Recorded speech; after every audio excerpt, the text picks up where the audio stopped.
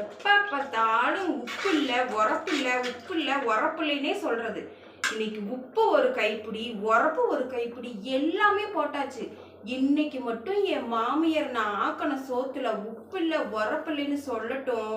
இனிமேல் மிளகாத்தூளையும் உப்பையும் கரைச்சு தலையிலேயே ஊத்தி விட்டுறணும். என்ன ஒரு அநியாயம். ஆமா, உப்புல உரப்பில்லைன்னு சொல்றவங்க மத்தவங்க மட்டும் எப்படி சாப்பிடுவாங்க? நானும் அதே சோத்தை தானே சாப்பிட்றேன். வேணும்னே வீட்டுக்குள்ள வம்பெடுத்து விடணும்னே எங்க மாமியார் இப்படி எல்லாம் பண்ணிட்டு இருக்காங்க. எவ்வளவு ஆசாசியா குழம்பு வைக்கிறேன் நான் பார்த்து பார்த்து. எப்ப பார்த்தாலும் உப்பு இல்ல உரப்பு இல்லை. இன்னைக்கு நிறைய அள்ளி போட்டாச்சு. இன்னைக்கு மட்டும் பேசட்டும் வந்து உப்பு இல்ல உரப்பு இல்லைன்னு. அப்புறம் இருக்குது.